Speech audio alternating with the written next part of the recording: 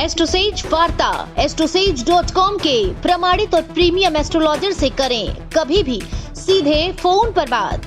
प्यार, पैसा, परिवार या कुछ और, हर सवाल का सीधा और सटीक जवाब। एस्ट्रोसेज वार्ता के जरिए ज्योतिषियों को फोन लगाएं और किस्मत का साथ पाएं।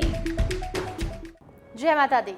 नमस्कार दोस्तों, आप देख रहे हैं दुनिया का number 1 YouTube channel AstroSage TV. मैं हूं आपके साथ शिल्पी मिश्रा और आज आपको बताने वाली हूं कि 9 दिनों के बाद कैसे करनी है मां की विदाई। नवरात्रि के आखिरी दिन दुर्गा विसर्जन भी जिसे कहा जाता है, वो कब पड़ने वाला है, क्या करना है, क्या नहीं करना है, ये सारी जानकारी मैं आज आपको दूंगी इस वीडियो में। 9 दिन तक चलने वाले दुर्गा पूजा उत्सव का समापन यानी कि दुर्गा विसर्जन किया जाता है। इस त्योहार की रौनक पूरे देश में देखने को मिलती है, जिसे लोग अलग अलग तरीके से मां के 9 स्वरूपों की पूजा करते हैं और उन्हें प्रसन्न करने की कोशिश करते हैं। नवरात्रि में अधिकांश जगहों पर लोग मां दुर्गा की प्रतिमा स्थापित करते हैं। 9 दिन तक मां की पूजा करते हैं, उनके 9 स्वरूपों की पूजा करते हैं विधि विधान से। उसके बाद 10वें दिन यानी कि नवरात्रि के आखिरी दिन मां का आशीर्वाद लेकर उन्हें विदा कर देते हैं। नम आंखों से मां की विदाई करते हैं, लेकिन 9 दिन तक जो रौनक बनी रहती है वो देखने को मिलती है। साथ ही 9 दिनों की इस पूजा में जो भी भूल चूक हुई है उसके लिए हाथ जोड़कर क्षमा प्रार्थी होते हैं, माफी मांग लेते हैं। माता से अगले साल फिर आने की कामना करते हैं और खुशहाल जिंदगी की मनोकामना करते हैं।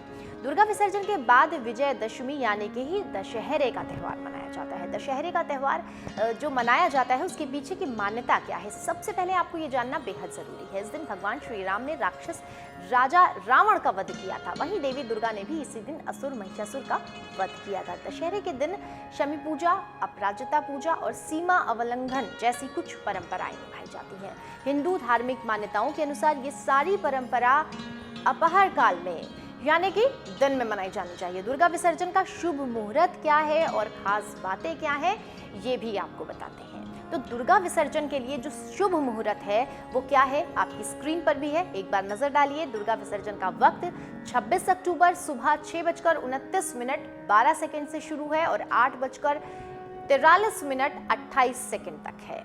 यानी पूरी अवधि आपकी 2 घंटे 14 मिनट की है इस बार। चलिए अब आपको आगे बता देते हैं कि दुर्गा विसर्जन का मुहूर्त हो गया, अब आपको क्या करना है, कैसे विसर्जित करना है, ये जानना है आपको। दुर्गा विसर्जन का मुहूर्त प्रातःकाल या फिर अपराह काल में विजयदशमी तिथि लगने पर शुरू से किया जाता है। इसलिए प्रातःकाल या फिर अपहरण काल यानी कि दोपहर का जो वक्त है वो विजयदशमी तिथि व्याप्त हो, तभी मां दुर्गा की प्रतिमा का विसर्जन करना शुभ माना जाता है। वैसे तो कई जगहों पर विसर्जन प्रातःकाल यानी कि सुबह सुबह हो जाता है, मुहूर्त में किया जाता है, लेकिन श्रवण नक्षत्र और दशमी तिथि जो है वो दिन से शुरू होती है, इसीलिए ये समय भी मां दुर्गा की प्रतिमा को विसर्जित करने के लिए श्रेष्ठ माना गया है। देवी दुर्गा के अधिकांश भक्त जो है विसर्जन के बाद 9 दिनों तक अगर उन्होंने उपवास रखा है तो उसे तोड़ते हैं। नवमी के दिन क्या करना चाहिए ये भी जान लीजिए। आप में से बहुत कम ही लोग ऐसे होंगे जिसे इस बात की जानकारी होगी कि कभी भी मां दुर्गा के विसर्जन नवमी के दिन नहीं बल्कि दशमी के दिन किया जाता है। बहुत सारे लोग नवमी के दिन करते हैं, लेकिन ये खास जानकारी मैं आपको बता दूं कि ये दशमी के दिन किया जाता है। नवरात्रि का हर दिन देवी दुर्गा के अलग अलग स्वरूपों को समर्पित है। हम आपको अपने तमाम वीडियो में वो बता भी चुके हैं।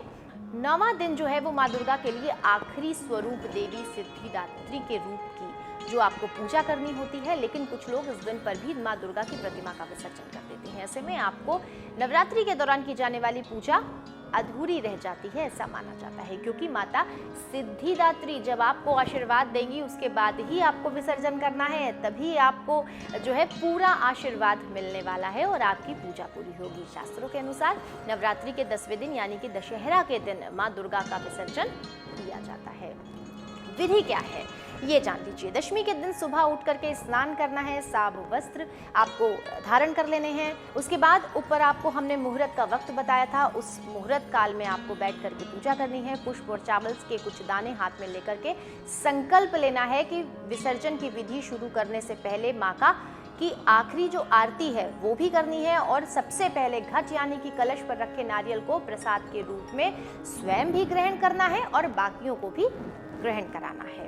कलश के पवित्र जल को पूरे घर में थोड़ा थोड़ा करके आप छिड़क सकते हैं, यानी पूरे घर में उसका छिड़काव कर दें। पूरे परिवार वालों पर इस जल को प्रसाद के रूप में उसको ग्रहण कराएं। यदि कलश में जो है जल बचा हुआ है तो तुलसी के पौधे में आप उसे डाल सकते हैं, लेकिन ध्यान रहे कि वो कोई भी ऐसी अशुद्ध जगह पर ना डाला जाए। घर की नाली या किसी भी ऐसे स्थान पर नहीं डालना है, बल्कि उसे तुलसी जी के पौधे में डाल दें। उसके बाद आप अपने कलश में रखे सिक्के को अपनी गुल्लक में, तिजोरी में, जहाँ भी रखना चाहें, जहाँ आप पैसे रखते हैं वहाँ पर रख सकते हैं। ऐसा करने से आपके घर में बरकत होगी। पूजा स्थल पर रखे सुपारी को भी आप परिवार में बांट सकते हैं, परिवार में प्रसाद के रूप में उसे वितरित कर सकते हैं। माता की चौकी से सिंहासन को वापस अपने घर में मंदिर पर अलग स्थान पर रख सकते हैं। माता को चढ़ाई गई श्रृंगार सामग्री भी आप, जैसे कि साड़ी, जेवर, घर की किसी महिला को दे सकते हैं या किसी ज़रूरतमंद को भी दे सकते हैं। भगवान गणेश की प्रतिमा या चित्र को भी आप वापस अपने मंदिर में उनके स्थान पर रख सकते हैं। चढ़ाई गई मिठाइयाँ और सभी फल को भी आप प्रसाद के रूप में बांटते हैं। ऐसी मान्यता है कि पूजा स्थल की जो सामग्री है उसको कभी भी फेंकना नहीं चाहिए, उसका अनादर नहीं करना चाहिए, बल्कि उसे माँ के प्रसाद के रूप में ग्रहण कर लेना चाहिए। इसके बाद 9 दिन तक उसमें व्याप्त शक्ति हमारे जो शरीर है उसके भीतर चली जाती है और हमें उस शक्ति का जो है आभास होता है, हमें एक अच्छी ऊर्जा, सकारात्मक ऊर्जा मिलती है। चौकी और घट के ढक्कन पर रखे हुए चावल को एकत्रित करके पक्षियों को डालते हैं, तो पक्षी उन्हें चुन लेंगे।